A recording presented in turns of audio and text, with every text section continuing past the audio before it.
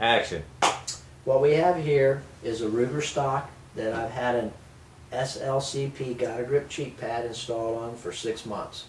I always get a lot of questions about removal of the pads and will it harm your firearm? The answer is absolutely not. 3M spent 7 months developing the adhesive just for us so it would stick to both wood stocks, synthetic stocks, and guaranteed by 3M not to harm the stock. So what I'm going to do today is I'm going to actually remove this pad for you to see how it looks and how to do it, and then I'm going to reinstall a new pad to show the installation procedure. So I'm going to, this is a little awkward for me because I'm behind the stock, but it will give you the best vantage point to see how it's done.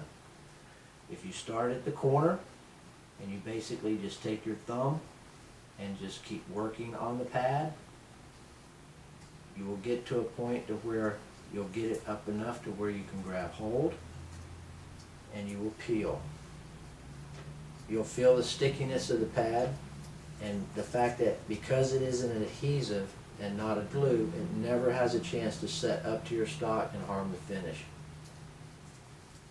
I also have a lot of people ask me, can you reuse these pads? Now as you watch me do this, I know you'll notice that the pad will stretch somewhat, and that becomes the problem. And if you'll notice, my fingers are stuck to the pad. In order to get this off, chances are you will actually get your fingerprints, you'll get maybe some dirt and sand or things that can actually degrade the adhesive. And as you notice, it is very sticky, and that's what makes this such a great product. It never goes on your stock, it never hardens up to your stock, it always stays tacky. And just for a short example, it's stuck again. And if you notice, see how sticky that is? It's almost as if you put it on the first time. But I do want to reiterate, I'm not billing this as a product that you want to put on a stock, take off a stock, put on another stock, take off a stock. Okay, that's removing the pad. The procedure for installing the pad, I should stop just for a second to explain that if you're starting with a brand new stock, or if you've taken one off and want to change to a different model, there are a couple of things that you need to do. You'll want just some standard rubbing alcohol, a simple cotton pad. What you'll do is dab some alcohol on the pad and wipe that area of the stock down very good to clean it.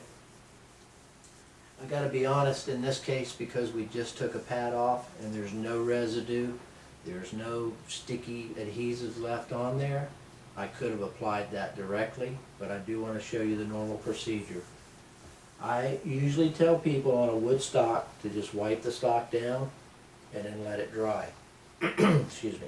If you have a synthetic stock, there's usually a little bit more porous conditions because the stocks aren't totally slick.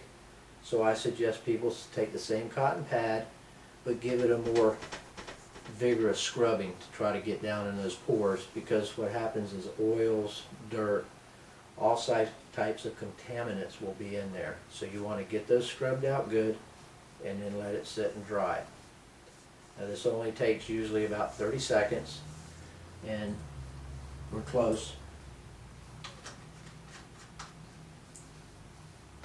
Move everything out of the way.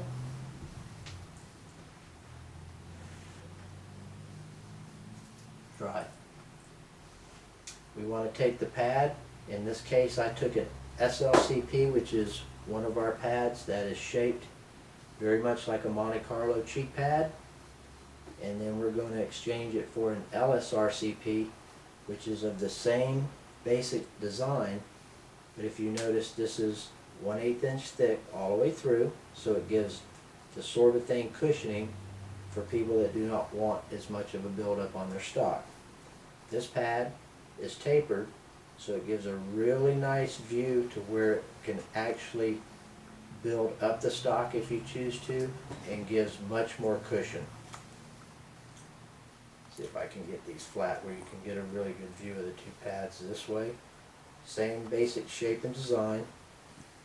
And then this way you can see the thickness on the one pad as opposed to the straight 1/8 thickness on the other pad. Okay, let me set this down. I'm going to take this pad, and for this series I'm going to hold this upright and just show that there is a separation between the pad and the liner. So what I'm going to do is I'm going to peel this pad off to show how to separate the paper there. But before I go any further on this, I want to show you one other thing that you need to do for your rifle stock. If my camera assistant would give me a minute.